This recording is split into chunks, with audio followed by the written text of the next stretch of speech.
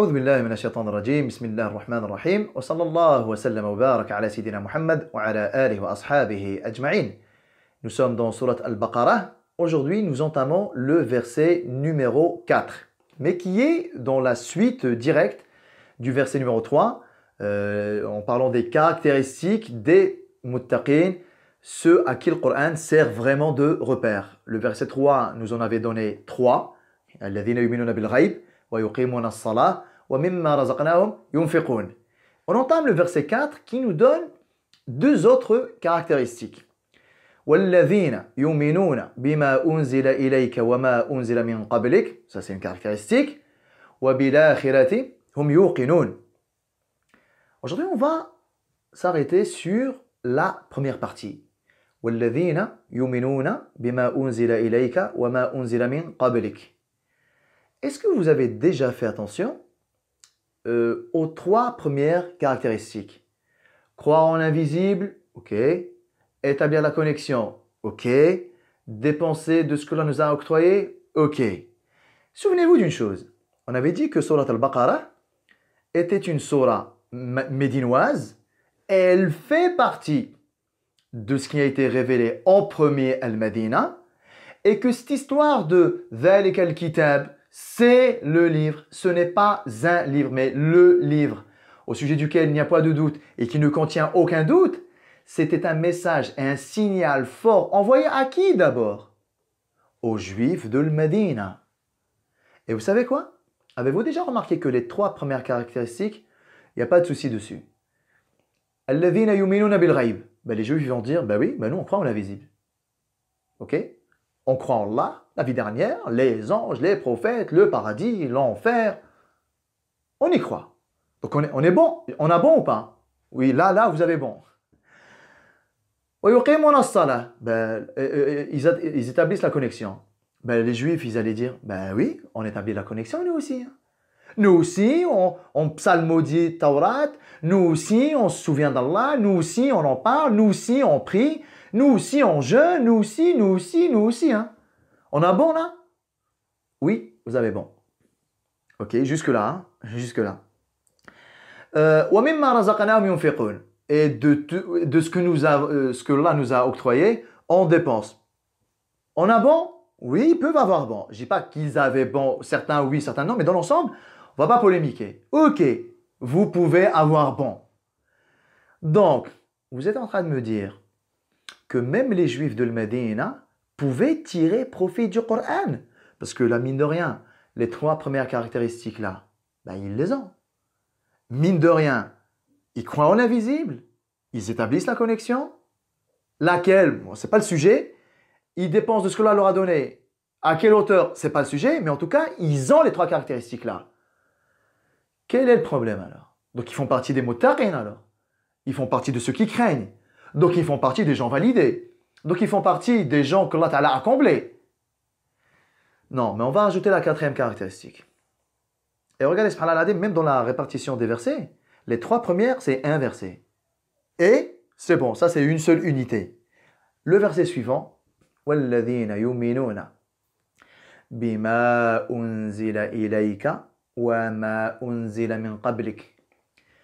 La quatrième caractéristique de ceux qui tirent profit du Coran, c'est qu'ils croient en ce qui t'a été révélé à toi, qui?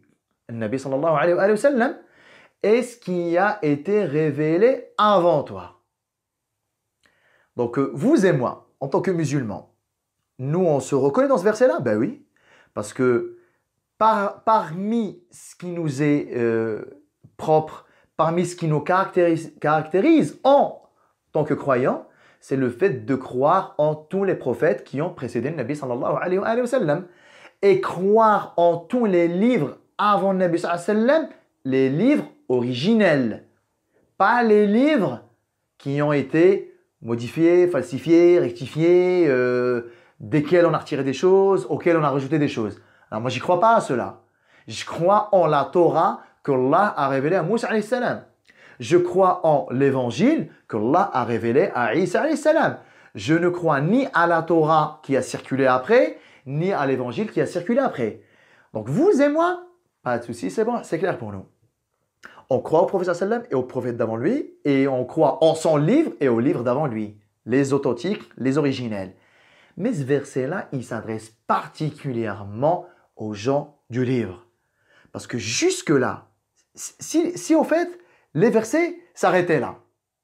Si les versets c'était juste هُدًى للمتقين الذين يؤمنون بالغيب ويقيمون الصلاة ومما رزقناهم ينفقون أولئك على هدى من ربهم وأولئك هم المفلحون.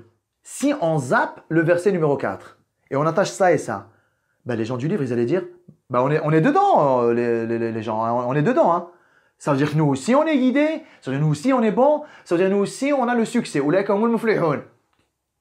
Mais il y a ce verset qui sépare les chemins, sépare les routes.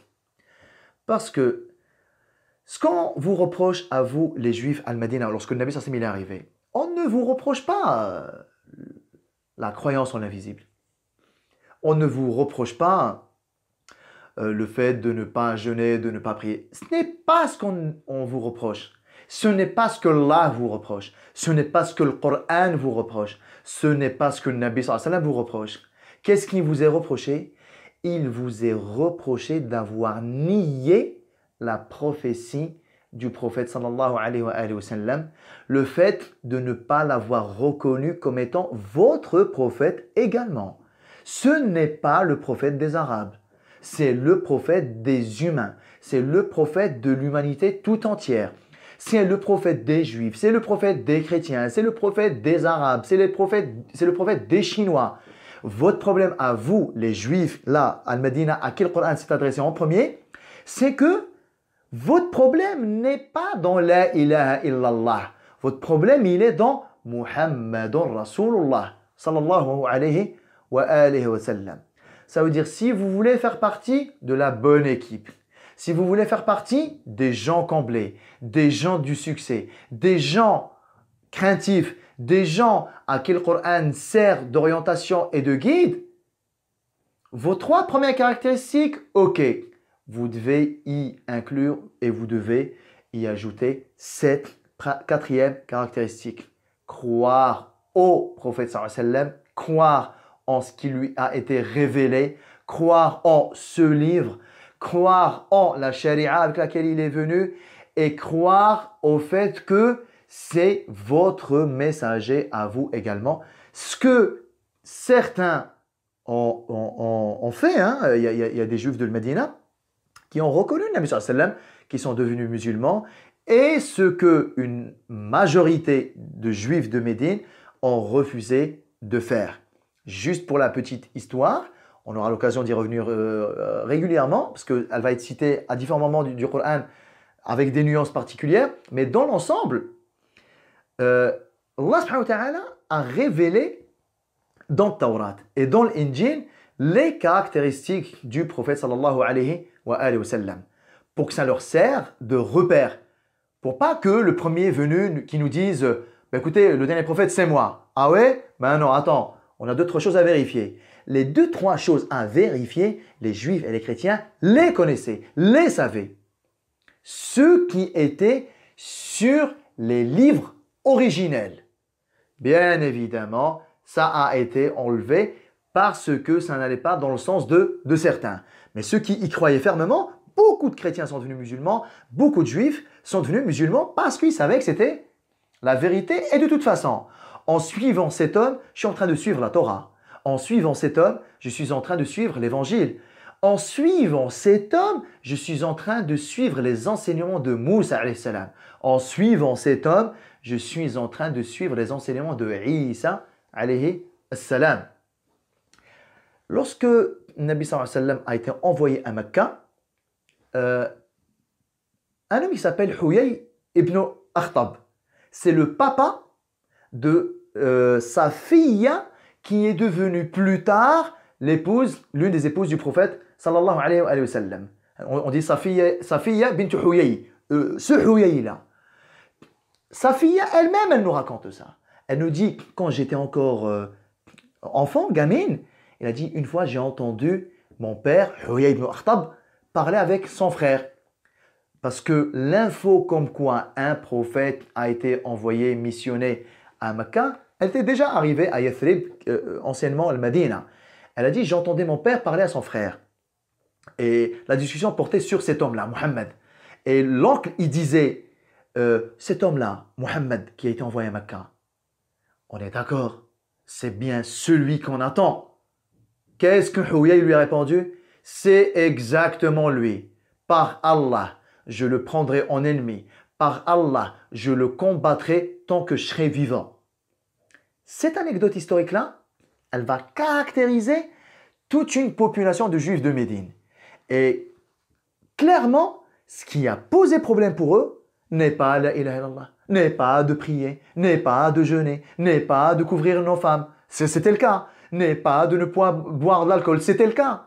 Ce qui leur a vraiment posé problème, c'est cet homme-là, c'est lui qui maintenant va nous diriger, c'est cet homme-là qui maintenant va nous dominer, va nous guider, etc. Par Allah, je le combattrai tant que je serai vivant. Tout en reconnaissant que c'est celui-là même qui est cité dans la Torah. Donc cette quatrième caractéristique, elle n'est pas de trop. Elle différencie, elle sépare les chemins. Vous aurez beau croire en l'invisible, vous aurez beau établir la connexion, vous aurez beau dépenser de ce que Allah vous aura octroyé, tant que vous ne reconnaîtrez pas cet homme-là, tant que vous ne reconnaîtrez pas cet homme-là au même titre que vous avez reconnu ceux qui l'ont précédé, yuminuna bima unzila ilayka, ce qui t'a été révélé à toi et ce qui a été révélé à ceux d'avant toi. C'est pour signifier quoi ici?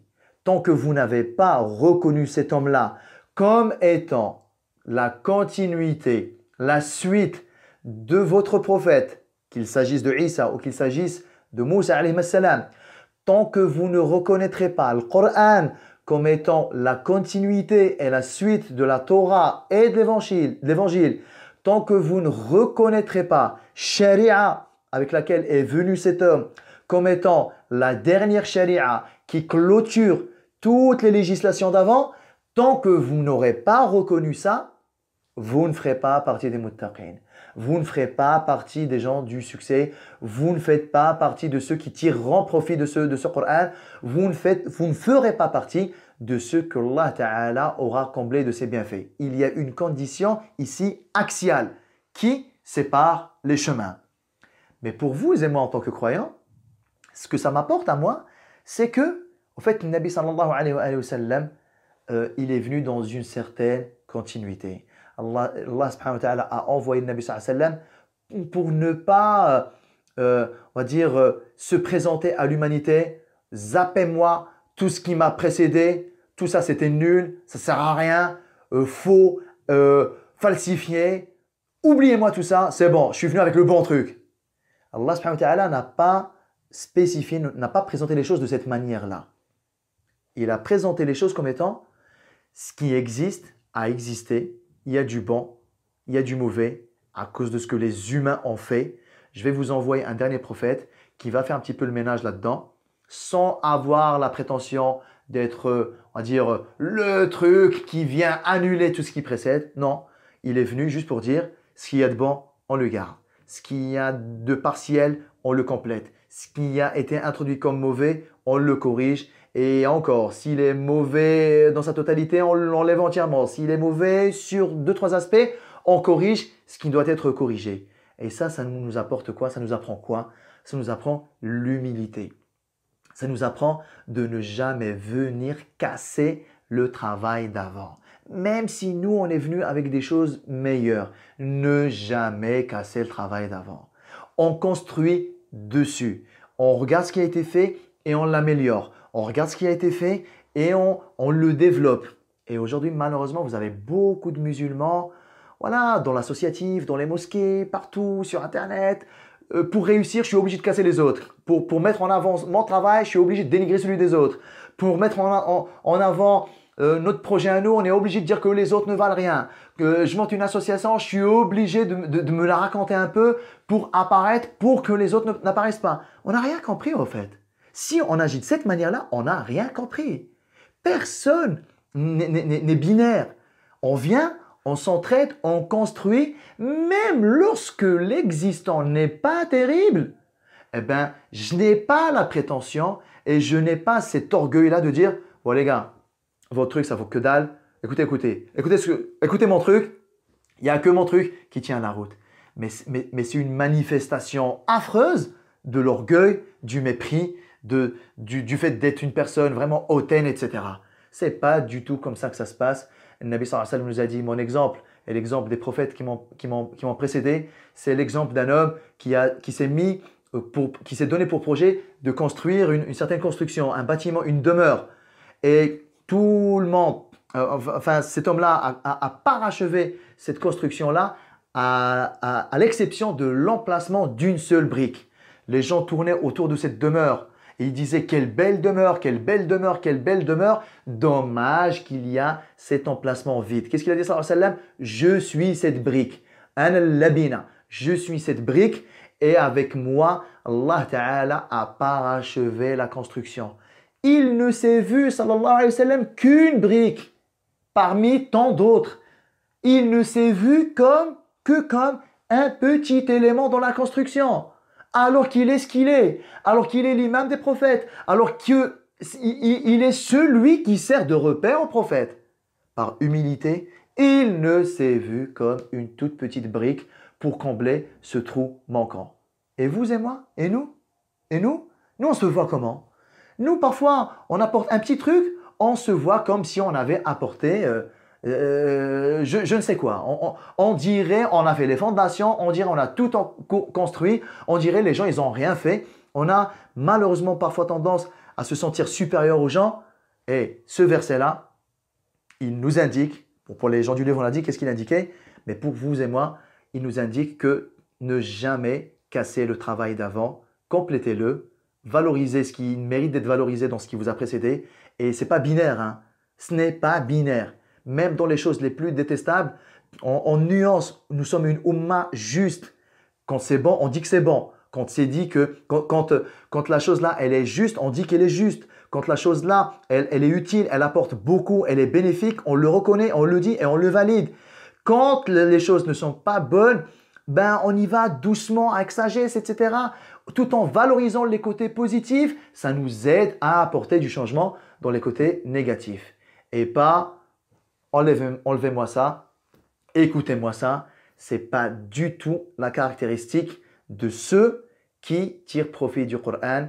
Ceux qui tirent profit du Coran, ce sont des gens qui ont de l'humilité. Donc si je dois retenir quelque chose de ce verset, croire au prophète sallam et croire en ceux qui l'ont précédé, c'est juste ces histoires d'humilité. On n'a rien inventé. On continue le travail, on continue le chemin. D'autres avant nous, ceux qui nous ont précédés, ont posé les fondations. Alhamdoulilah, les prophètes avant le Nabi sallallahu alayhi wa sallam ont posé les bases. Ils ont préparé l'humanité, ils ont préparé la communauté humaine à recevoir et accueillir le Nabi sallallahu alayhi wa sallam. Le Nabi sallallahu alayhi wa sallam a fini le boulot, il a transmis à l'humanité les générations qui sont succédées. Et le monde n'a pas démarré avec nous. Nous ne sommes pas les meilleurs du monde. On continue le travail de ceux qui nous ont précédés. Et des exemples dans la vie de tous les jours, il y en a énormément dans le travail, dans l'associatif, dans les mosquées, au sein de la communauté musulmane, dans le couple, pareil. Je me marie, voilà, j'ai envie de raser tout ce qui fait de ma femme ce qu'elle est. Et voilà, non, je veux que tu sois comme ça. Mon mari, il a une histoire, il a un vécu. Je ne peux pas faire abstraction de ça et attendre de lui qu'il soit comme moi, je veux. Donc, on respecte le vécu des gens, subhanallah. On respecte l'histoire des gens. On respecte leurs conditions. On respecte leurs circonstances. Nous sommes là pour accompagner les gens. Nous ne sommes pas là pour forcer les gens.